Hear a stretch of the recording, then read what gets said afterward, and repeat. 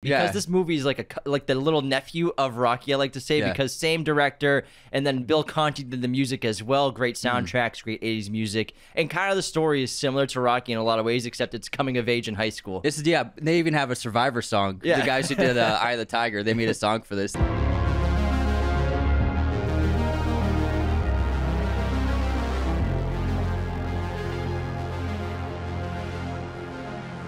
Hello, movie friends. Welcome back to the show. James and I are very excited to talk about one of our childhood favorites, a VHS that we wore out as kids, The Karate Kid. This came out in 1984, directed by John G. Avildsen, written by Robert Mark Kamen. Rotten Tomatoes, this is an 89% critic score, 82% audience score. IMDb has The Karate Kid listed at a 7.3 review. Oof, that's low. Budget, I mean, it's an 80s coming of age movie at the same time as karate, so that's pretty accurate, aptly rated, I think. Aptly rated. Aptly rated. Great vocab word.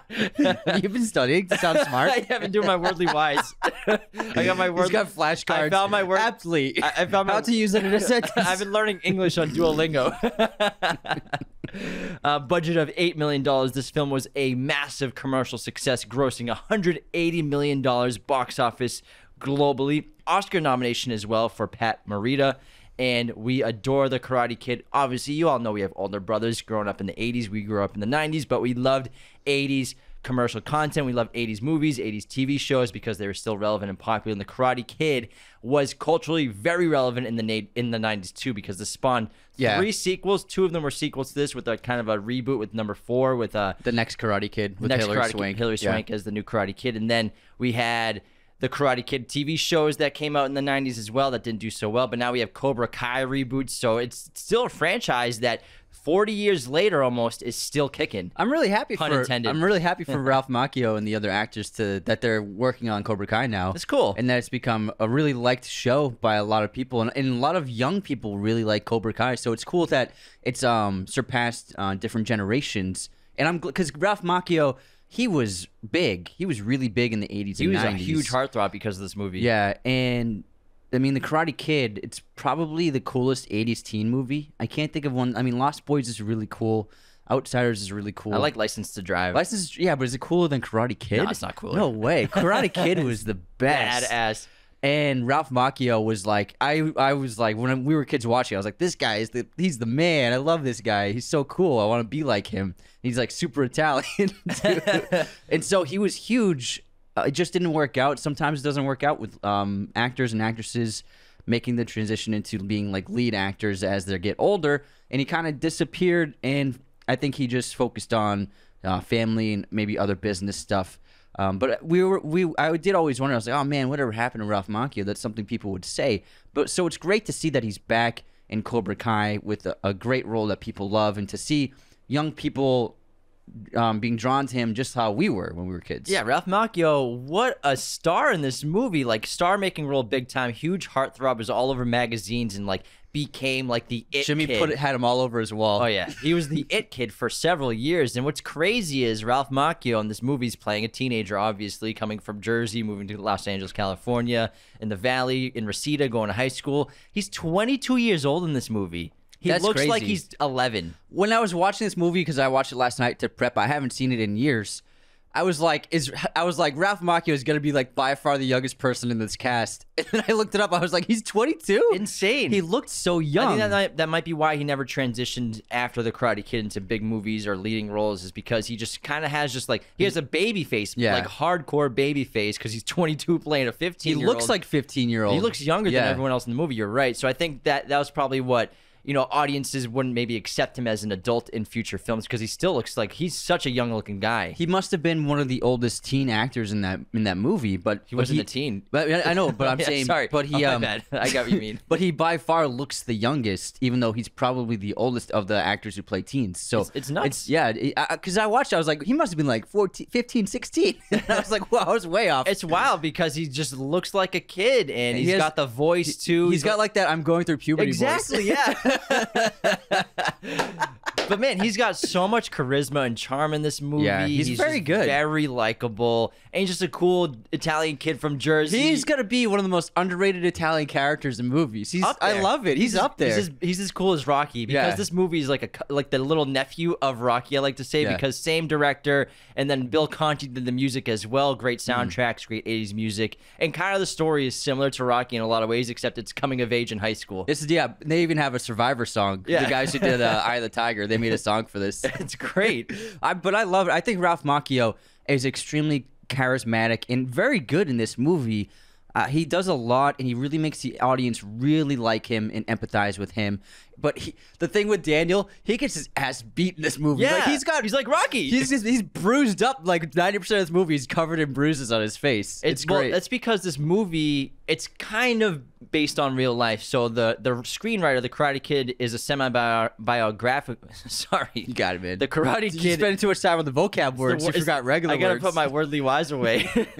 The Karate Kid is a semi-autobiographical story based on the life of its screenwriter, Robert Mark Kamen. At age 17, after the 1964 New York World's Fair, Kamen was beaten up by a gang of bullies. He thus began to study martial arts in order to defend himself. Kamen was unhappy with his first teacher, who taught martial arts as a tool for violence and revenge, just like Kreese in this film. So he moved on to study Okinawan Goju-ryu karate under a Japanese teacher who did not speak English but had a student of Shogun Miyagi. Nice. Had been a student of Shogun Miyagi. So this is kind of just sort of loosely based on his experiences growing up, getting bullied, and training in karate to defend himself and to protect himself against all these bullies.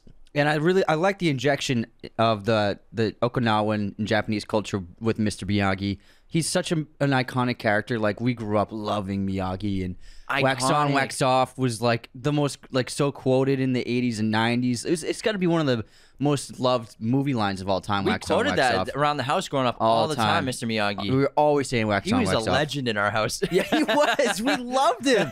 He was so cool. And we watched all of them. The second one's pretty good. The second one, I think, has a really great ending fight when Miyagi's twirling drum. the drum. Yeah. And That's when they go to Japan. Yeah, that's like a great fight. Great Well, they final. go to Okinawa, which Yeah. technically it's part of Japan Yeah, now. but there's a tournament in that one, and I think it's even a better fight than this one. But the thing with this, the fights are actually really good. They're really well choreographed, and actually, so the referee for the tournament, the guy who played the referee, he was actually the fight choreographer, and he was teaching the actors. They did the best they could, teaching them as quickly as they could, but like it's not like they could have years to train, only a couple of months. And so he was teaching them for the fight choreography, very intense and advanced moves, but it was very dangerous for the actors to be doing. So the producers were like, why don't you just be the referee so you can stay near them? So they had him cast as a referee so that he could stay close to the actors while they were doing these intense advanced moves so that nobody could actually get hurt, which was actually really smart to have the stunt choreography safety guy be right next to the actors on screen. Yeah, I like the fight choreography a lot in this movie because it seems authentic and really, it seems realistic. Yeah. I've seen a few episodes of Cobra Kai. It's a really cool show, but the karate is like so fantastical in a lot of ways. It's pretty cool. I get it. It's a modern audience. They want to see some crazy stuff going on, you know, that kind of like Kill Bill-esque, you know, we have these crazy kung fu martial arts moves that these kids are doing on each other, which is awesome. You know, it's a different world. You got to have that. But in the 80s, this seemed like more authentic, more realistic to have, just more of like it felt more like what happens in a dojo, more authentic, more like kind of a street fight at the same time. Yeah. Less controlled and less precise. Yeah. So it just seemed real.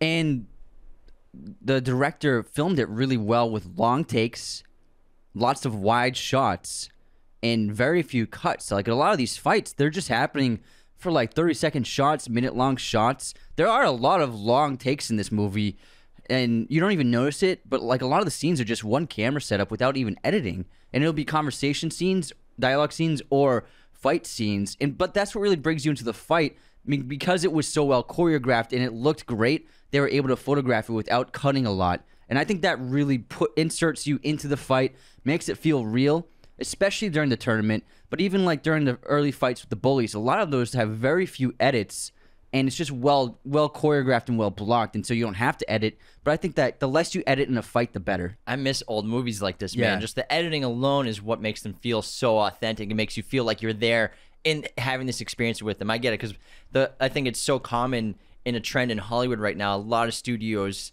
they're quick cuts, very fast cuts, lots of edits, lots of camera shots, lots of setups, lots of back and forth going between. As soon as you hear dialogue from somebody, you're cutting to a close-up of them. But I like more patient filmmaking, slower. Let's just feel like we're there in the moment with them. And this, like I said, this movie and this franchise is still relevant with the Cobra Kai TV show. Again, 5 movies, 3 of them sequels, 1 remake with the Jackie Chan and Jaden Smith. We had 2 TV shows, video games, and there's also supposedly a Broadway show coming for Karate Kid. Oh, wow. Wow, damn, what a big property. I think it got slowed down because of COVID, because it went into development right before COVID hit in 2020. And the Karate Kid actually had somewhat of an issue with its title going into production because DC Comics has a character called Karate Kid. The filmmakers received special permission from DC Comics in 1984 to use the title for the first film and subsequent sequels. So that's really cool that DC let them do that. Thanks for doing that, DC. But directing-wise, I love this movie. It's so well made. The opening is amazing. It's literally like 3 minutes of just wide shots. You don't see any characters. All you hear is Daniel and his mom talking, and they're traveling from Jersey to Los Angeles.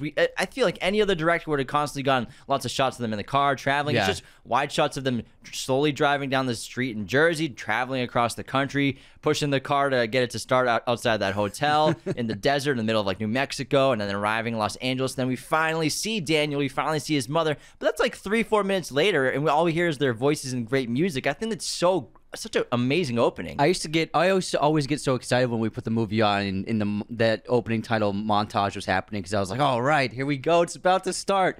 It used to really get me excited. And then the music, this music track is great. The 80s bangers are so good. You got like Cruel Summer, you got You're the Best Around by Joe Esposito, which is also in Rocky. Oh my god, just the album, the song track selections are just spot on. The Survivor song is great.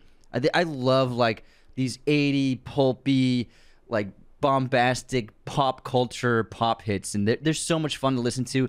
Cruel Summer by the Bananarama is such a great song, and it works so well in the sequence they have them. And what's really cool is like the songs, they'll play for like the entire scene. Yeah. Like during that like soccer tryouts, and he gets into the fight with Johnny's friend, and he walks away. But it even starts with him like talking to Allie before that. It's like a 5-minute scene.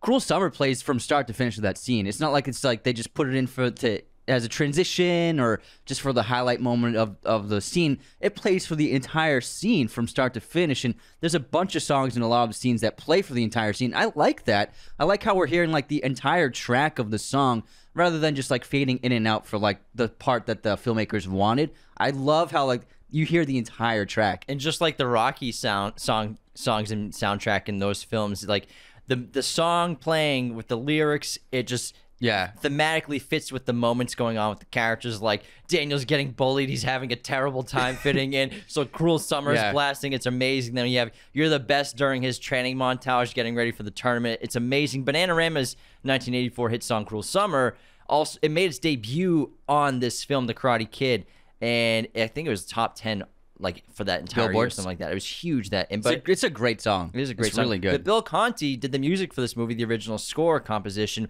and he's famous for doing obviously all the Rocky movies and incredible themes and music for that. So that's why this is like a nephew of Rocky, because Bill Conti's involved. The 80s music, I mean the martial arts aspect as well. Plus we have John Avildsen, who directed Rocky, won a Best Director at the Academy Awards for directing Rocky.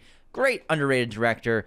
And I think the Karate Kid, he did the first 3 of them too. So this was a franchise that he just loved doing and was the artistic and creative voice behind it. And the first 3, the trilogy, grossed over $300 million. So it was a very successful franchise in the 80s. I mean that's about $500 million if you adjust it for inflation. Yeah, maybe even more. So and they were made for very small budgets. Like all of them were made with small budgets because very limited locations and only a handful of main characters. So they were able to make these on pretty affordable, like pretty easy to do. The characters, they're so memorable. Like Daniel LaRusso is the man. He's so memorable. And this obviously launched Macchio's career. A ton of actors were considered for the part of Daniel, including Sean Penn, Robert Downey Jr., Charlie Sheen, John Cryer, Emilio Estevez, Nicolas Cage, Anthony Edwards, C. Thomas Howell, Tom Cruise, Eric Stoltz, and D.B. Sweeney. Ralph Macchio was ultimately cast on the strength of his performance. What's funny is like all those guys acted it together in movies. because he was Johnny Castle in The Outsiders, if you remember that awesome stacked cast. And Macchio has stated that his performance as Johnny influenced the development of Daniel LaRusso and the Karate Kid. They're very similar characters for sure. And the character was originally named Danny Weber, but as soon as Macchio was cast, they changed it to LaRusso to give the kid an Italian name and turn him into an Italian It kid adds a from flavor. Jersey. It would be just too generic if it was just like, you know, a typical American kid. But Just some plain vanilla white kid. just some white dude. We need a spicy white Italian kid from Jersey. But it adds like a brushstroke of like, you know, here's something different. And It's like Rocky, dude. Yeah, it's more specific, you know, especially when you're super Italian. Like his mom's so Italian. Yeah. And our mom like has that same hair. She's so similar. She and Karen remind me of our mom growing up. Karen! Where's my stuff where's the Pittsburgh stuff? Karen! That's all we had! I'm sorry. But like her and the mom and I gotta come home to this shit! I gotta get worried about getting whacked in the streets. Sorry. But Karen and the mom in this film, they reminded me so much of our mom. They had the same black curly hair, the 90s. Mom looks like both of them. Yes, they have similar. She does look a lot like both of them. So I always related to it. But I think having like a specifically like super Italian character, it adds something different that you didn't see from another. Like if they had cast Daniel Weber, you know what I mean? It's more specific and adds to the character. Also, Pat Morita as Mr. Miyagi. What an icon in martial arts movies, just in 80s culture in general, because he was a part of all the sequels. The four movies, he was Mr. Miyagi in all of them, reclaiming the role.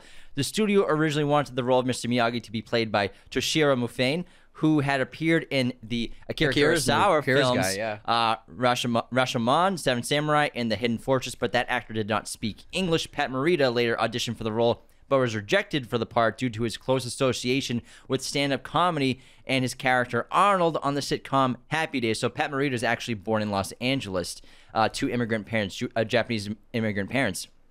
After a few failed attempts, Morita grew a beard and patterned his accent after the role, which led to him being cast in the role. So a little background on Pat Morita. His full name is Noriko Pat Morita. He was born in 1932 in California to Japanese parents, immigrants.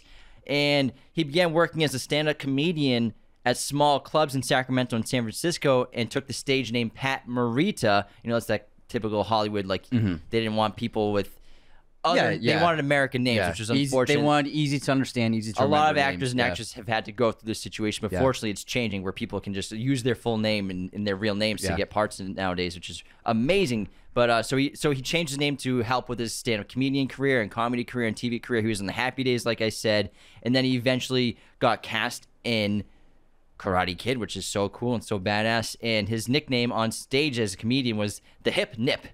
So he's actually born in America, but he's incredible in this movie. Oscar nomination, some incredibly moving scenes he's a part of as well. I think the drunk Miyagi scene is one of the most emotional moments of the film, and that's what director John Avildsen credits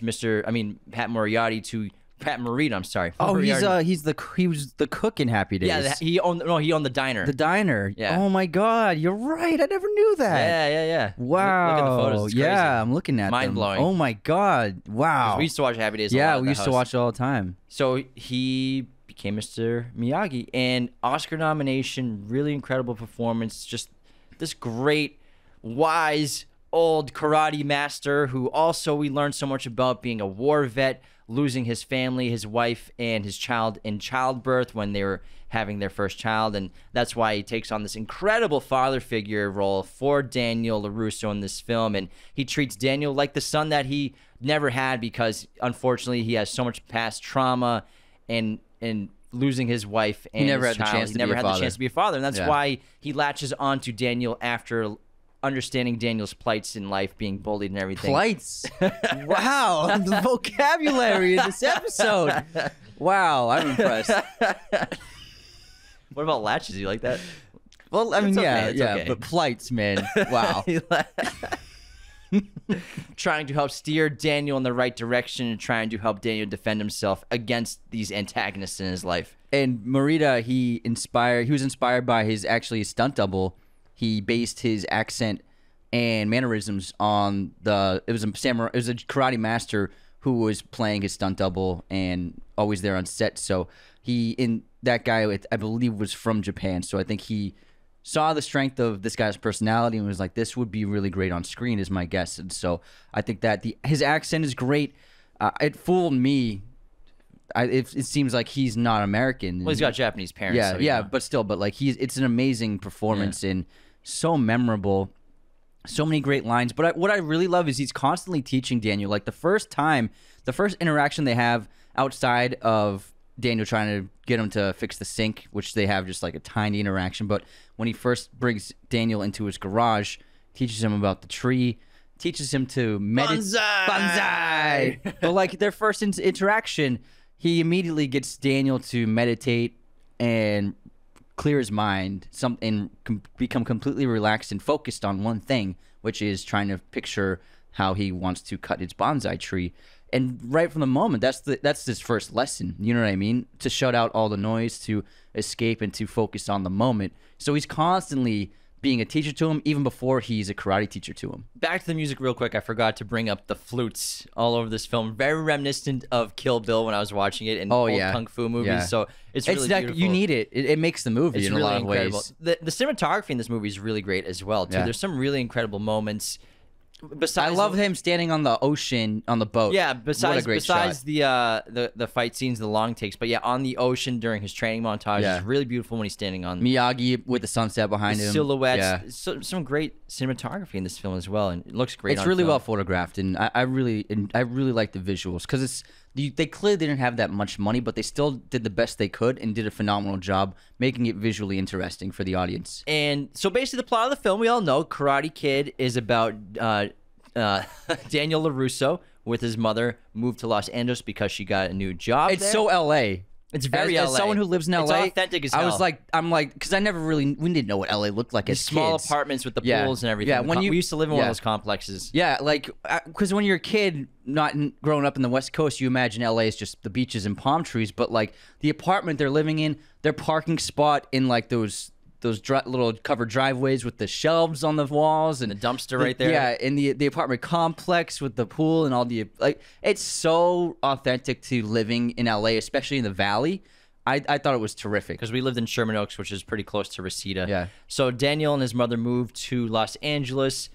Daniel's not happy about it, obviously, and he has trouble making friends. He's immediately bullied because he starts getting a crush on this girl, Allie, that he meets at the beach party that he goes to, who is played by Elizabeth Shue from The Boys. You might recognize her, season 1 of The Boys, everybody. Also Oscar nominated. Yeah, of course. She's in she's that Boys actress. The Boys. No, I'm just saying she's in The Boys. No, yeah, I know. But Leaving Las Vegas, that's her Oscar nomination. Yeah, right? with Nick Cage, she was nominated for that. She's excellent in that. Yeah, she's a very good actor. She is. She's tremendous. But I always forget she's in this movie. Me too. Yeah. I was watching, I'm like, oh my God. I had such a crush on her when I was a kid. And so, because he starts to have a crush and they start liking each other and talking, he starts to get bullied by her ex-boyfriend and his gang of Cobra Kai karate dojo douchebags. And LA bros in the 80s. And so basically Daniel has a terrible time fitting in at his new school that week and the rest of the film because they're bullying him constantly. He's getting beat up everywhere he goes. He's trying to develop his relationship with Allie, but he becomes afraid of the gang until Mr. Miyagi, the maintenance man that works at the apartment, saves him from the attackers. And finally, so before that, when he comes home after they push him off the side of the road, off the hill with their bikes. Yeah. And he has the outburst, and Mr. Miyagi hears everything that's going on with Daniel and how much trouble he's having with bullies relating to him because the same thing happened to him, even though he knows karate. Someone always know more karate. And he decides to take Daniel under his wing and to train him up, and he is able to defend himself, prove himself against these bullies, and wins this amazing karate tournament despite the cheating of Cobra Kai. But it's a great movie. All right, that's the end of the podcast. That's it. Hope you enjoyed this episode. It's a great plot, though. It's coming of age, relationships, ups and downs with Allie, and then just trying to prove himself against his bullies. I like the bullies in this movie because it's not like overdone yet, and it's because of the brutality of it. It's not like the cliche bullies I feel like, and they're not just bullying him because he's like a nerd or a dork or because he's their loser. Like what I like is that Daniel, he stood up to Johnny immediately, and that's what caused the bullying. Obviously, Johnny was jealous that he was talking to Allie, but Allie, like, dissolved that situation by kicking the soccer ball away. so that Daniel could get away from her area when Johnny showed up. Smart move by her. But I'm sure Daniel was like, why'd you just cook the soccer ball like 100 feet away? But it was when Daniel stood up to Johnny and gave him shit for mishandling the radio, the stereo. That's what started the bullying, and then their altercation. I like how Daniel stood up for her and for himself against this guy that probably nobody wants to stand up against. That's what caused that was the catalyst for the bullying. Because so many times the bullying isn't really done for any reason in movies, and it's like just 'cause someone's picking on someone they can. The lead character. Yeah, because of the lead character of the movie. And yes, he's the lead character of this movie, but he actually helps create the bullying situation. So the character, when they're driving the conflict and help create the conflict, that's actually great for the story. Like, it's not just happening for no reason. It's because Daniel stood up to him. Yeah, I'm never a huge fan when it's just like the lead character of the movie is going to school and they just start getting bullied because the camera's on them. You know, it's plot. You know, you got to do what you got to do. But you're right. They authentically created him being the catalyst for the reason why he's getting bullied by Johnny. I think it's really well done. And there's a couple of great philosophies in this film. I mean the comparisons between the Cobra Kai dojo and Mr. Miyagi's dojo, which is just him in his backyard with Daniel's son. Miyagi dojo. I love when he steals the black belt. That's so good. Oh yes, he black belt. This is you. It's not Miyagi. It's Miyagi. While he's reaching for the black belt, it's great. And we have these two competing dojos and philosophies where. The sensei at Cobra Kai, Kreese, he is former military special ops, judging by that photo of him with a giant machine gun. And he's Rambo. He's a karate sensei, but he's teaching his students the exact opposite of the main philosophy of karate, where he's using karate as an offensive weapon to vanquish your enemies, attack without mercy, and to hurt people and to never feel weakness or be weak. Whereas karate, as Mr. Miyagi explains to Danielson, is supposed to be for defense, and it's supposed to be a last resort. And the reason why you learn karate and the reason why you learn martial arts in general is so that you don't ever have to fight. And if you do, you can get out of the situation. Yeah. Most people that are in martial arts, they're like the nicest people you ever meet. They're not training just to like be, I want to go fight people in public. Most people who train martial arts are training so that they don't ever have to fight, so that they know how to handle situations to avoid conflict. Obviously, you have some, rotten apples that are learning new moves to beat people up, but most people that train boxing, karate, MMA, whatever it is, they're learning how to defend themselves and how to get out of situations rather than be in situations. It's more dangerous to encounter like a roided up, juiced up gym bro than an actual, like you have a few times, than a martial artist. Like, those are the guys that are gonna want to start a fight with you because they can't control themselves. Exactly. That's something that martial arts teaches you: control over your body, surroundings, understanding conflict and how to avoid conflict. And when you become capable, you understand that conflict isn't the best way to solve anything. And Miyagi actually points that out. He says fighting is no good. Fighting makes it worse. And it's a great philosophy. And what I like is that Miyagi, he decides to do this tournament to protect Daniel for a couple of months, which is really kind of him. And clever. Yeah, and clever. But also, Daniel, he's like, how am I going to win this tournament now? But Miyagi's like, I'll train you not to win, but I'm going to train you to compete and earn respect and be capable in the ring so that these guys respect you. You don't have to beat them for them to respect you. He says you have to, as long as you put up a good fight, you'll earn their respect. So I like how it's not, the motivation of the movie isn't to win. The motivation of the movie is to stand up for himself and to prove himself and earn the respect of these bullies. In fighting, it's about balance. In fighting, he tells Danielson multiple times, it's about inside your mind and inside your heart, not inside your stomach. It's not about your gut, because if you follow your gut, then you'll just be an antagonist and you'll want to fight just to fight. Yeah, it's not about emotion and impulsivity.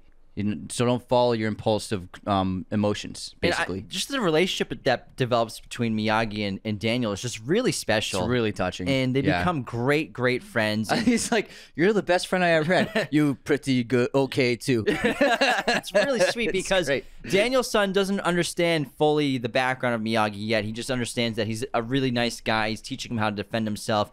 And, Miyagi confesses to him that, like, he went through bullying as well, and his father taught him karate. He's teaching him everything as well to be able to defend himself and earn respect from the bullies to stop hassling him. And it's not until Daniel's son swings by to see Mr. Miyagi and Mr. Miyagi is just getting drunk, and he gives Daniel some booze. Yeah, it looks like whiskey. Yeah, the 80s, man. It seems to be the drinking age might have been 18 back then, so he might have been close to the drinking age. Well, it's the 80s. Yeah. If you were like, it was like normal to just for teenagers to drink. It was just normal. But what was it? Was it his wife's birthday or was it an anniversary? Their wedding anniversary. Their wedding anniversary. The photo of his wife, and after Mr. Miyagi passes out from the alcohol, Daniel starts to go through some of his things, and also Mr. Miyagi's wearing military uniform. Yeah, and so what Daniel finds out from a letter in his personal belongings is that Mr. Miyagi's wife died in childbirth of their son that was about to be born. And so we learn of the tragic past that Mr. Miyagi has, probably why he's become such a recluse and such a loner. It's not until he meets Daniel's son and the troubles that Daniel's son's going through that he decides to take him under his wing. And really, they form a father-son relationship in this movie that's so touching and so endearing. Right, and now, Mr. Miyagi is a decorated soldier in this film, and it's hinted in the movie with his outfit. And so he's celebrating the anniversary. We're revealed that he served in the Army. He was in the 442nd Regimental Combat Team, the unit composed mostly of Japanese Americans, many of whom had been in intermittent camps, fought in Europe during World War II. It became the most highly decorated unit in the history of the United States military. Amazing. That's so incredible. I love how Miyagi, he never teaches karate, or he never even looks at karate, even in terms of competition. And you see that in the lack of belts, because Daniel's son, he asks him, "What belt are you? What belt do you have?" And Miyagi goes, "Canvas, J.C. Penney, $3.99." Because for him, he's like, back in Okinawa, I used the rope. For him, that's not where karate comes from. It's not about competition. It's not about ranking. It's about each individual and how they approach their lives. And it's more than just a fighting style. It's an entire philosophy and a way of living. And so I think that for him, ranking and colored belts kind of don't serve the purpose. And it's more of like a more contemporary version of karate in terms of martial arts competition wise, but doesn't really have anything to do with the real heart of karate and its origins. Do you remember when we took karate at the YMCA when we were little kids? Yeah. I thought I was going to be Daniel's son so bad. Yeah, we were obsessed with Karate Kid. Like, we did karate for years. Yeah, and then we did MMA in high school and stuff like that. But, like, I remember, like... karate at the YMCA. We got up to, like, orange belt or something like that. And you would get, like, colored stripes for your... Yeah, if you, like, start with a white belt and then you move to, like, a yellow belt, so your white belt... Every week you would get like one piece of tape of yellow, and then when you got like 10 yellow pieces of tape, then you got onto the yellow belt. So that's how they determined your advancement. It was like, man, we took it it was awesome. I used to love putting on the gi and the belt. It's actually in karate. It can be called a gi. It's called a gi in jiu-jitsu and everything like that. But traditionalists will argue that the correct term for the gi is kimono? a dogi or a kaikogi. Okay, and samurai, it's called the kimono. Yeah, completely. Yeah, a little different, but those are the different kind of uniforms that they wear in martial arts. But in jiu-jitsu, it's 100% called a gi. Yeah, very similar. Yeah, it's just. And jiu-jitsu actually originates from Japan. Brazilians took it on and made their own version of jiu-jitsu, which is very heavily used, but the origins of jiu-jitsu do come from Japan as well. Jiu-jitsu origins. It was all actually called jiu-jitsu or something. It's a little bit of a different spelling, but that's where jiu-jitsu came from. That's really cool. How about we head to our intermission and we'll get back into the Karate Kid. We gotta talk about mini golf and stuff. Yeah, this golf and stuff. Golf and stuff. Before we continue, the best way to support Raiders of the Lost podcast is to share us with your movie friends and movie family members. Also use our coupon codes and become a patron at patreon.com/Raiders of the Lost podcast. You get awesome perks like personalized videos, personalized messages. Every patron has access to a weekly bonus episode we do. $10, $25, and $100 tier patrons have access to our Discord where we chat with you all the time. And we have watch parties. It's a really great film community. $25 and $100 tier patrons get their own custom episode. You pick the topic and we cover it for you. $100 tier patrons are chosen ones. They get executive producer credits at the end of every main episode, their own personal watch party with us, and after 3 months of being a chosen one, you get to come on the show for a fun guest segment. Patreon allows us to do the show full time, so thank you so much for your support. Wicked awesome sponsor. is movieposters.com. You know Movie Posters. Use our coupon code Raiders10 to get 10% off your order today. It sounds like a Celtics podcast now. They have a gigantic selection of pretty much every movie and TV show imaginable in their huge poster library, as well as all sorts of options like framing, backlighting. So whatever your poster needs are, movieposters.com has you covered. We have a ton of their amazing posters. They decorate our set. They decorate our bedrooms and home. I love them. There's no better place to go for all of your poster needs. So again, head on over to movieposters.com, guy. Yeah, kid. And use our promo code Raiders10 to get 10% off your order today. All right, let's head into our intermission, Anthony. All right, no more Boston accents. If we Once do you it start, too you long, can't stop. it sticks to you. Let's do the movie quote competition first. You ready? Ready? All my life I wanted to be famous. I knew I was made for better things. I had a calling. I just didn't know what it is. Wasn't singing. I can't fucking act. Kind of running out of choices, really, aren't we? Huh. It's a good quote. Can you say it again? All my life I wanted to be famous. I knew I was made for better things. I had a calling. I just didn't know what it is. Wasn't singing. I can't fucking act. Kind of running out of choices, really, aren't we? It's Tommy Shelby. No. Damn it. He's been on that show. It's Legend. No. Right actor. Bronson. Yeah. Brunson. Tom Hardy. Good accent. Thanks. Good job. All right, here's my quote. My top schools where I want to apply are Oxford and Sorbonne. My safety's Harvard. Oh, what is this crap? I feel like I've watched this recently too. My safety's Harvard. Ah, man, I'm blanking. Rushmore. Yeah, Max. that's funny. All right, guess this movie release year. Enter the Dragon. 1978. 3. Damn it. 1973. Guess this movie release year. That I Didn't I do. just wrote the movie. Little Shop of Horrors. Huh. I'm gonna go. I'm feeling this is 80s. 1986. Yes. Oh yeah. Ding ding ding Yeah, ding. baby. Nice. Yeah, baby. Yeah, baby. Yeah, baby. Austin Powers over here. Movie pop quiz time.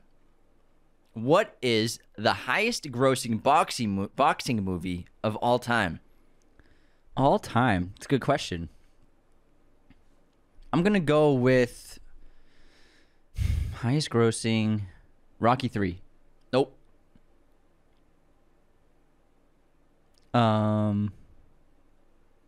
What about Rocky Balboa? Nope. I don't know. Rocky 4. Rocky, really? Yeah. Highest grossing. 127 mil. Wow. No wonder why they made a fifth one. This is actually the list from 1 to 10. Rocky 4, Rocky 3, Rocky, Creed Oh, it's 2, close. Creed, $1 Million Baby, The Fighter, Real Steel, Rocky 2, and Rocky Balboa. The Rockies are really the only box office hits for boxing movies. The other, they all usually do okay, but like, I mean, the Fighter was 93 mil. Okay. $1 Million Baby's 100 mil. Real Steel is 85. yeah, it's robots. Cinderella Man, 61. Ali, 58. Southpaw made 52. Yeah, those aren't very Hurricane made 50 mil. nice. Yeah, it's crazy when you look at the list how many boxing movies there are. Oh, Raging yeah. Bull grossed 23 million. It's the best one. Oh, hands down. Yeah, I thought Rocky 3 was the best, most successful, but yeah, Rocky 4, wow. America versus Russia, baby. Yeah, I mean, it's- Soviet Union. Yeah, it had a great trailer too. It's I guess that was the most like new villain. Dolph looked Cold like War. The training montage, just seeing him in a beard in the snow. It was different, you know. I think that people might have been attracted to like how different it looked. Yeah, it's so different. It's basically the same fucking thing. It's just with snow. Okay, here's my quiz question. How many Wes Anderson movies has Bill Murray acted in? He hasn't been in all of them, but he's been in, I think, everything since Rushmore. So I'm going to say, how many fucking movies? He's made like 10 movies? Because he's not in Bottle Rocket, obviously. So 1, 2, 3, 4, 5, 6, 7, 8. 9. 9! Ah! You must have missed one. He did make 10 movies, right? Wes. Wes has made 10, but Yeah. Bill's been in 9 of them. Yeah, everything except for Bottle Rocket. I just got how many movies he made wrong. Yeah. But you were right, where he's been in everything after that. So that was actually the correct approach. You were on the right track. You just fucked it up. Basically, you're an idiot. I really liked your approach to sucking. All right, who we got for haters this week except for you? Well, we just recorded last night, so I don't have any haters left. Well, we have a great 5-star review that I would love to share with everybody. Let's hear it. It is from... Oh, wait, no, I have some. Do the review first, though. This is from Jay Roman. Wait, no, I already did him before. Well, I might as well say it again. Jay Roman, 1090. High quality library of episodes. Found these guys on TikTok. I really enjoyed the variety of episodes. Thanks so pal. much. Thanks, pal. All right, so for unsubscribes, you posted a TikTok. You posted the Chris Pine Harry Styles clip, and then someone commented, the creator just likes all the comments but doesn't explain why Harry spit on him. And then you replied like, I'm not either one of them. Let me text Chris Pine. I said, how am I supposed to know I'm not Harry Styles? I don't know why he spit on him, if he spit on him. Yeah. And then Mike wrote, wait, you're not Harry Styles? Unsubscribe. And then Neil wrote, you don't have Chris Pine's personal phone number? Unsubscribed. I wish. He's like you. He rocks flip phones. Yeah, well, he just got a... He goes back and forth, I think. But, well, he just got a smartphone recently. I saw an interview where it was part of the reason why I did, because it makes living impossible to a certain point where no one wants to talk to you. We're so reliant on technology that like having a flip phone makes it really difficult to just like be alive. The hardest thing with dealing with Anthony is flip phone. Like, I didn't care about him having it. I thought that was pretty cool. The thing is, though, man. when you're texting with him or someone with a flip phone, or like you're in a group text and anyone sends any kind of media, like a photo or a video, if someone with a flip phone is in that group text or you're texting them, it immediately compresses the absolute bonkers shit out of the It just content. becomes pixels. And you can't see what's going on. You can barely hear it. It sounds like a video from like 2001 recorded with a webcam, and it's so bad. It looks like a It's webcam, so yeah. bad. So like you'd get a video from like mom would send a video to a group text of all the brothers of like grandma saying hi on her birthday. You can't even tell it's grandma in the video because it's Or like video of the kids playing and like you can't see anything. so stuff like that is why it's tough to like talk to somebody that has a flip phone or like interact with them. But it gets to the point where it's like when you travel, it's so easy to have the smartphone for your boarding passes and stuff and Everything. Yeah, it makes Getting around Venice and Italy would have been impossible without a smartphone. Yeah, I like, mean, how do you even know where anything is? You would have been doing everything. You gotta use a map. Yeah, but it just became impossible to just like do things without a smartphone. So I respect it for a while. I wish I could go back to it. I wish I could. We need to be more successful so that you can have an assistant that has a smartphone. If I can get an assistant, I would go back. So to a flip everyone, phone. go to Patreon and sign up so Anthony can get an assistant that uses... I would go back to a flip phone if I had an assistant to handle like day-to-day stuff. All right, on this day in film history, it's September 19th, everybody. In 1952, The Adventures of Superman debuts starring George Reeves, not related to Christopher Reeves. In 1989, Doogie Howser, MD, debuts starring Neil Patrick Harris. In 1990, Martin Scorsese's Goodfellas is released. In 1994, ER, debuts on TV. In 2004, The Maze Runner is released. In 2016, big one here, Brad Pitt and Angelina Jolie divorced. And happy birthday to Rosemary Harris. Finish it. Finish it. Finish it. Harry Osborn. Jeremy Irons and Jimmy Fallon. Nice. My streaming recommendation is Warrior on HBO Max, starring Nice Joel pick. Edgerton and Tom Hardy. Nice pick. I picked Lights Out on Hulu. It's a really great horror film. Before we continue, let's do a Patreon shout out for active $10, $25, and $100 tier patrons.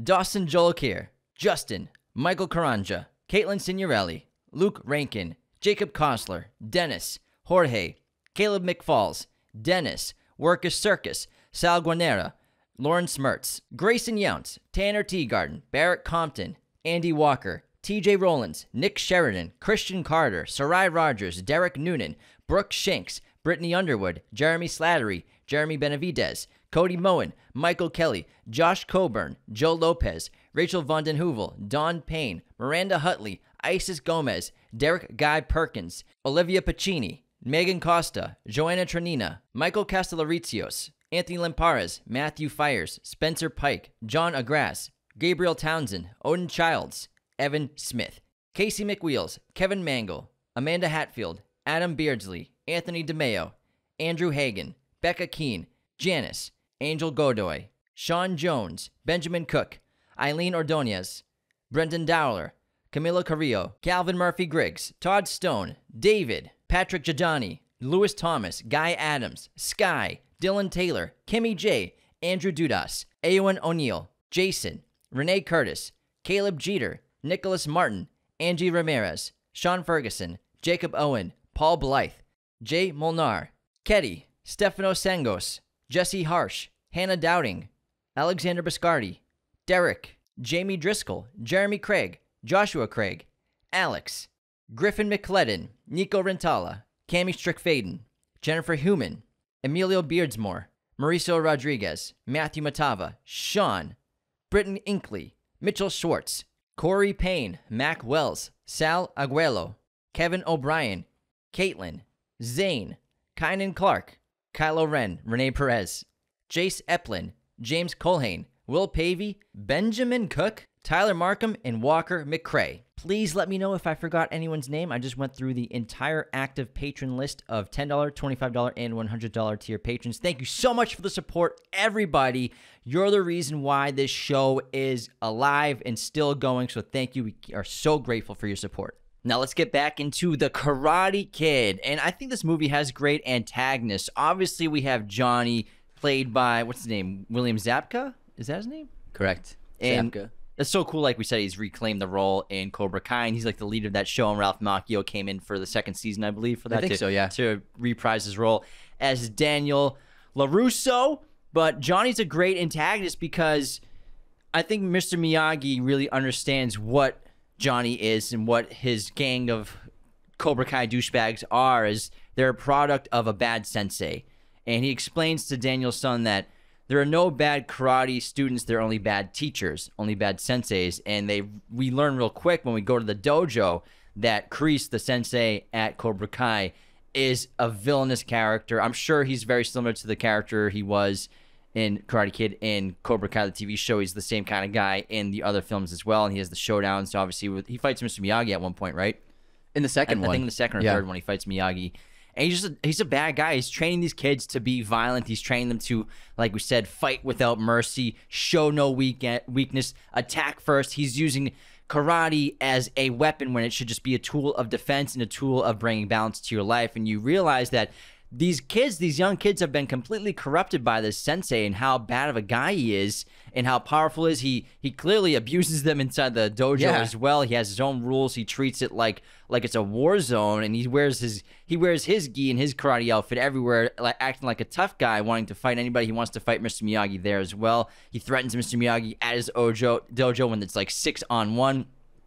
And I think that it's a great character. It's a great villain to have in this movie. And we learn that it's not the kid's fault, really. It's not Johnny's fault. It's not his friend's fault. Like when the kid is forced to take out Danielson's leg in the tournament, in the semifinals, he apologizes to Daniel immediately, says sorry. He says he didn't want to do it. He didn't mean to do it. It's because they're so corrupted by this guy. They live in fear of their sensei. In a lot of ways, Johnny and the gang, they're not the actual villains of the movie. It's Kreese. Like you said, they've been corrupted by him. And Miyagi says, student do what teachers say. And so they live in fear and in fierce loyalty to Kreese. And the first hint you get at that is when they're the Halloween party and they chase Danielson down. And it's a great scene. It's like, I remember being a kid like, oh my God, don't catch him, don't catch him, don't catch him. And then they catch him. It's a great sequence where he shows up in the shower. The shower costume's great. Gets the water revenge on Johnny, who's rolling a J. Yeah, I love that whole sequence and great costume. It's awesome. I'll go if you can make me invisible. Invisible, will you go? And the kids corner him and they put him up against this fence and they all just beat the crap out of him. But then Johnny wants to keep taking it further. And then there's one of the guys that says, Johnny, he's had enough. He can barely stand. And he's fighting with Johnny to stop him. But Johnny is completely corrupted by Kreese of this mentality of attack, attack, attack, no mercy, no mercy. And you can see that even amongst this group of the students of the sensei, Kreese, there's a couple that clearly are uncomfortable with going this far. And then you see that again in the final tournament, not with just that kid, but also Johnny, when Sensei Kreese tells him to go after the leg, Johnny does, and he feels really guilty about it. And also Johnny's look at the way Johnny looks at Kreese during the tournament of, first of all, when the other student attacks Daniel in the illegal way to damage his leg, and then also damage. Good vocab word. Just busting your chops. Consider them not busted. That was a perfect word. It was a perfectly apt word to use. So he damaged his leg. And then, but the way sounds like an electronics. It doesn't. I'm just kidding. So the damaged leg. And just the way Johnny's looking at the sensei is like with horror. And then when Sensei Kreese tells Johnny to go after the leg again, and he's got so much reluctance and hesitation on his face. And then Johnny, at the end, when Daniel wins, he wants to hand him the trophy. You know what I mean? And so in a lot of ways, Kreese is the villain. And these kids are just, they're waywardly being kind of influenced by him in a lot of negative ways. Absolutely, 100% agree. Because you can tell at some point, you know, they're still good dudes at somewhere deep down inside them. But like we said, they've just been completely corrupted by Kreese and his negative mentality and his toxic traits as a horrible sensei, just training these kids to just be violent as hell. In a lot of ways, the teacher is a father figure to a young kid. Absolutely. Yeah, I mean, especially teachers of anything, any kind of teacher, whether it's a teacher or a coach or a sensei, huge influence on young minds. Teachers can be very impressionable on kids. And it's a great ending. The whole tournament sequence is epic. I love it. A great third act to the movie because the film it's slow paced in a very effective way of the training montages, which we'll get to in a little bit. Oh yeah. The patient filmmaking, the development of the relationship between Miyagi and Daniel, the relationship between Daniel and his mother, as well as Daniel and Allie, and Daniel and the bullies, and how it's progressing throughout the film. And then the third act, it's finally here. The tournament is here. Daniel's been afraid of it pretty much the whole time. The last thing that Mr. Miyagi teaches him is how to strike. Finally, he's learning how to fight. So now he can learn how to defend himself, not just defend himself, but be offensive in a fight as well. And the tournament's awesome because Daniel gets there. He's never fought in a tournament before. He's been learning karate out of a book, a couple classes at the YMCA, he said, like us, that he took. That's about it. And he doesn't know the rules. And Miyagi. No, but he's never fought in a tournament. Yeah. He's been training with Mr. It's kind of like old boys. Like I know. But you just said he's only learned from a book. I'm just like, no, well, up to that point. Yeah. And with Mr. Miyagi, you're right. What I mean is he's never one-on-one fought somebody. Competed. In a tournament before. And so he doesn't know the rules. He's like, Mr. Miyagi, what are the rules? I don't know what I'm doing here. First time me, first time you. He's never been here either. He runs out of the circle twice and he almost loses a point. What's really great is how fast it is, because that's what like tournaments are like. There's so many competitors and so many kids competing that they have to, the fights are actually pretty quick and it's breakneck speed. I love how once we walk into the tournament, it's like anxiety's on a high. Like I'm anxious watching this, and it's like it's very overwhelming. And they did a great job making you feel overwhelmed, just like Daniel is, because of how fast it moves, how kind of chaotic, and you don't really know. He doesn't know where to go or what to do. I really felt that as an audience member, and I was so nervous in his first fight. It reminded me of that viral clip of Tom Hardy in a jiu-jitsu tournament that came that out looks so like sick. a month ago. It was so cool to see like him doing jiu-jitsu, but then I saw so many great comments, and one of them was like, imagine that you've been training jiu-jitsu for years, and it's like your one vice is jiu-jitsu. You have a family and kids, and you just think you're going to have a chance at winning this tournament, and then you have to line up against freaking Bane in jiu-jitsu, and he just kicks your ass. He's like, I can't even have one thing. That was so great, though. He looks really good. But yeah, it's great. He makes it to the semifinals, gets his leg taken out, and Mr. Miyagi does the secret sauce Okinawa karate technique of healing with his hands. And it's a great tournament because then he makes it to the finals and he fights Johnny for the championship with his hurt leg. Yeah. And I think the best moment of the film is when he pulls out the crane kick at the end because he's down. He can only stand on one leg. He can't stand up. Yeah. And Johnny keeps going after his leg, sweeping the leg like his sensei told him. And what I love about the directing of this scene, it's so emotional, and my hair's standing up watching it, and you just want Daniel to win, and he's finally doing the crane technique, which he kind of taught himself after watching Miyagi. We never see Miyagi teaching him this. Yeah. He just watches Miyagi do it on his own. He does the crane technique, and I feel like so many other directors would have slowed this scene down and just done a bunch of close-ups on Johnny, done a bunch of close-ups on Daniel with doing the crane kick, and it would have been like a slow-mo, like a 3-minute sequence. Cushions. It's just the same wide shot of them two in the frame fighting, and he does It's the crane. same amount of time as all the other fights. Yeah, it's just, and it doesn't change camera angles at all, and it's as emotional, probably more emotional. And when he kicks him when he wins, I've never felt more elated and happy for a character to succeed. I think watching a movie ever. Yeah, I was cried. So I cried happy. when I watched it last night. I cried too. I was like, why am I crying right now? I'm so happy. Daniel did it. Daniel won. I was like, I've seen this movie 30 times. I'm still crying as a 32-year-old. It's incredible. Yeah. What an ending and what a third act. It just blew me away. And Yeah. the original ending was going to have the entire crowd was going to lift Daniel up and carry him away, but they reshot it and had just Johnny hand him the trophy. And there was the final shot is on Mr. Miyagi smiling frame. with a freeze frame. It's great. It's so good. It's such an uplifting ending, and because it's like, I feel like we see often when a lead underdog loses, but they still like learn the valuable lesson, and I really like that approach when the team that you're rooting for, they don't win, but they still prove themselves. That happens a lot, but I like it when they win sometimes. Yeah, it's really pretty great. It's And- great. Yeah, and like he convinces Mr. Miyagi to fix his leg because Miyagi's like, we don't have to fix your leg. You don't have to keep fighting. You've already earned their respect. You've proved yourself. You Yeah. know, you don't have to win. You've done what you came here to do. They'll leave you alone after this. And then Daniel is just convinced that I have to win. I have to have For me. If not just win, I have to have a chance. I have to see if I can do it for myself and to get get balance. balance back in my Yeah. life. And Mr. Miyagi's like, oh, he busted out the balance first. Then Mr. Miyagi goes with his hands. But and then it cuts. I love the sound effect though, because they do like this. Yeah, it's really like great. this crazy loud when his hands go together. I get goosebumps, man. It's amazing. I get goosebumps. It's such a great third I act. think that Miyagi, it's some kind of numbing technique.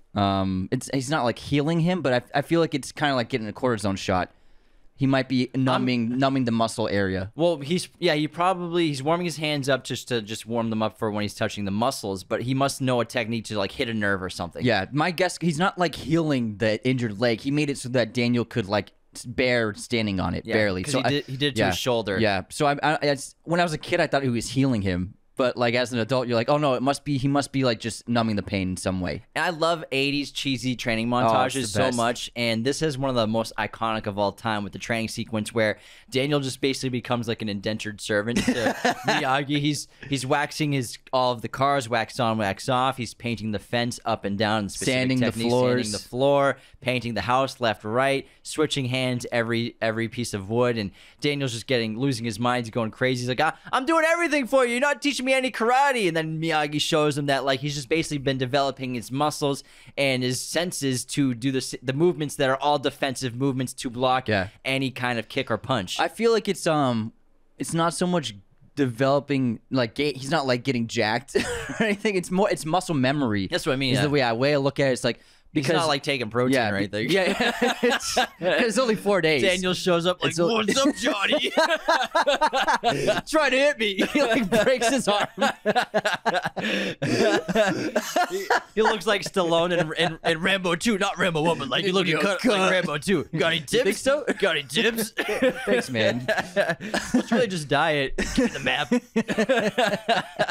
Tropic Thunder. It's definitely muscle memory and repetition, because when you train, when you train in martial arts, a great way of learning how to fight is you do combination exercises with sparring, and that gets you to learn how to interact and block and punch and strike and get the motions right. You're not just hitting a bag, but like hitting specific areas and blocking attacks. But you can only get so many reps in, you know what I mean? Each lesson. But with this, if you think about it, how many times did Daniel move his arm to wax in that circle on the right? Times. Thousands of times of each motion. So it's the muscle memory of the repetition that makes it like part of his instinct. Without even thinking about it, he can do the motion. Yeah, it's like that great Bruce Lee quote where he said, I'm not afraid of a man who's practiced 1,000 kicks one time each. I'm afraid of a man who's practiced the same kick 1,000 times. Yeah. Same thing, repetition. That's how you master something. Yeah, the muscle memory and making it part of it is instinct to do that motion, which is the perfect blocking technique. That's what Miyagi instilled in him as the foundation for his fighting. And then after that, it's the approach. It's first defense, then balance, and then you can learn striking and offense. And then we learn while watching the fights in the tournament, the defense is his greatest asset as a fighter. And that's what he explains to him in the first round. He's like, use your defense and the offense will come. Defend first. Yeah. That's what I've been training you to do, is to defend yourself. That's the point of karate. Yeah. Is self-defense. I think wax on, wax off might be was the most quoted line in our household growing up. It definitely was. Whenever someone was cleaning something or like it was a chore they were doing, we'd walk by them, wax on, wax on, wax off. All the time. Danielson, wax on, wax off. All the time. All over the place. Like Yeah. Ninja Turtles and Karate Kid referenced constantly in the house. I love it. Yeah, it was great. And there's great relationships in this movie too. I mean, with him and Allie, it's great up and down. And yeah. Allie, you know, she doesn't just like succumb to anything that Daniel wants or says, and she defends herself against Johnny and against Daniel-san's actions because she's been let down by Daniel-san multiple times in this film. But they do rekindle their relationship at the golf and stuff, which is super fun. But it's a really cute relationship, how it grows. But what I think this movie does really well is it infuses social class issues as well as racist issues in this film subtly and effectively, like a lot of great movies in the 80s do. You know, racist elements include the way that people speak to Mr. Miyagi in this film. Yeah, especially the guys Kreese. drinking the beers and then Kreese as well. And then social class but issues. also Daniel not being able to say his name correctly until like the 10th time. That's not racist. That's just more of like understanding cultures differently. No, it's kind of a bit of an a subtle racist ignorance, I think. I don't think Daniel's racist. No, I'm not saying he's racist, but just like being American and unable to say a foreigner's name. Yeah, ignorant American. Yeah. Basically. Okay, I'll say ignorant American. Ignorant teen American. Because Miyagi tells him multiple times, Miyagi. Yeah. And then the social class issues where Allie clearly is affluent, coming from lives in Beverly Hills. She's got wealthy parents, wealthy family. No, Encino. No, the hills. In the hills of Encino. Yeah. Or she lives in the hills. No, she lives in Encino. And he lives in Reseda. Reseda, yeah. She doesn't live in Beverly Hills. She lives in the hills in Encino. The hills are anywhere nice, though. Let's be honest. Yeah. They're nice hills in Encino. And so They're the very nice social hills. clash is an issue because her parents don't want him You're seeing that boy from Reseda again. Yeah. You should be seeing Johnny. He's also got affluent parents as well, and socially equal to our status as well. And Daniel's insecurity about that is what causes a lot of conflict between them. I love when they pick her up for the date and the car won't stop, and him and his mom are like pushing it forward. It's so great. I love the mom. She's just constantly optimistic and just wants nothing but the best for Daniel, and is trying her best to, make this move work for the both of them. She understands that Daniel's going through a lot, but she's just a positive force in his life constantly. I like how we don't know what happened in their earlier life. I'm guessing there's obviously no dad in the picture. He either passed away or ran out on them, doesn't want anything to do with them. I like how we don't address that. We don't really need to know. It's not super important. We understand that Daniel's fish out of water, and he's very unhappy when he gets here at first, and that's all we need to know. I like how we don't kind of obsess over his past and like what happened to his dad. Why isn't he in the picture? I like that. It's not really necessary. This movie's super funny. There's a lot of great lines. Mr. Miyagi has some great lines as well, Daniel's son. But I love when Mr. Miyagi like pushes Daniel off the boat into the water. He's just like, Daniel's son. It's so hilarious. And probably my favorite line is when they make the deal, and Miyagi, he's like, "This is the deal. It's a sacred deal, student teacher." And then Daniel holds out his hand to handshake, and then Miyagi puts a sponge in his hand. Now wash car. That's so funny. I love Daniel's bike in this movie because Johnny and his buds, they're just like wealthy kids in the valley, and they have motorcycles and dirt bikes and shit. And then Daniel has this great metal bicycle with the padding on the handlebar. Oh yeah. Remember the padding on the handlebars of bikes? I missed that. Velcroed on, yeah. Dude, I missed those so much. You were like the shit with those Velcro paddings. It's a good bike. You used to ride around with like friends on your bike. Yeah. Back in a long time ago. You hop a buddy on the front handlebars. Yeah, we had the ET crew. We just ride bikes around the neighborhoods. You could tell whose house had everybody over because all the bikes would be on the front lawn. There'd be like 7 bikes on like someone's front lawn. It'd be like, all the kids are over there. And it would generally be like the kid whose parents didn't mind having a bunch of kids over. Some parents didn't like that. I also love the chopstick sequences because Mr. Miyagi is doing it multiple times in the film. And when Daniel walks in on him doing it one time, he's like, "What are you doing?" He's like, "A man who can catch catch fly with chopsticks can accomplish anything." And then Daniel like goes to try, and he catches a fly, and Miyagi's like, "Oh, beginner's luck," because he's been trying his whole life to do it. But it shows there's little things like that to show the potential that Daniel has with karate and with his athleticism. I think being so great at like the soccer ball kicking and juggling, that shows that he's a great kicker, and he's been practicing. Oh, great kicks. point. Yeah. So I think like little things like that show how gifted that Daniel is, if he just needs the right direction and the right push to really put him into his path of potential. Yeah, but there's a great emotional core to the story, especially with Miyagi and the bonsais. The bonsai trees, their first like real interaction from person, like human interaction, where he teaches them about bonsai and how to cut them and how to meditate and focus on the task at hand and to shut out everything else. And then the connection of the bonsai of Miyagi's wife stitched that bonsai emblem on the back of the gi. And so it's super emotional when he gives that to Daniel for his birthday to wear for the tournament. And then whenever you see him in that gi with the bonsai in the back of it, it has that emotional connection for the audience. The birthday scene is so sweet. Yeah. He gives Daniel the gi. Birthday present number 1. Birthday present number 2. And he lets him select any Oh car my he God. wants. Yeah. It's really, really incredible. And so that car actually was in the Cobra Kai TV show. Daniel still drives the car in the Cobra Kai show. And it's a what kind of car is it? It's a 1948 Ford Super Deluxe. And director Avildsen actually gave it to Ralph Macchio as a gift after the film was wrapped. Oh, very sweet. He So still actually owns it to this day, Macchio. and they used it for the show, Yeah. which is really cool. Yeah, it's really sweet. It's a cool It's car, great, yeah. and I love the It's a good golf. car. I love golf and stuff. I want to go hang out there. Yeah, it's a great spot. Looks like so much fun. There's similar spots to in LA, but Yeah. not quite that. And I was watching this movie for the first time in so long. I'm like, this is such a Stranger Things vibe. It's so Yeah. fun. The music, the arcades and stuff. It's a blast. It's a great date for teens going to things like this. Really fun. Yeah. It's cool. No smartphones or nothing. Just like having fun, man, it's the playing best. games and ice hockey. I love movies Air before hockey. movies before smartphones were the best. Man, it looked like a blast. Golf and stuff looks lit. Yeah, it is. It does. It does. He's like, oh, what do you want to do for a day? She's like, go to golf and stuff. She's like, yeah, I guess we're going to golf and stuff. Fuck yeah. I love it. I love it. It's great. All right. You got anything else to add? No, I love this movie. It's such a classic. If y'all haven't seen it, you definitely gotta check it out, especially if any of you watch Cobra Kai, to see where it comes from. This movie, I think it's for me, the best teen movie of the entire decade of the 80s. It's really It's fantastic. peak 80s Yeah, cinema. it It is a is. classic. It still holds up today, man. Yeah, It's it's still still very good. really It's good. still I just very loved good. every second of Yeah. rewatching And it. Ralph Macchio's performance is like one of the best like teen performances I think of all time. Well, It's teen great. character Yeah, performance. teen character. Yes.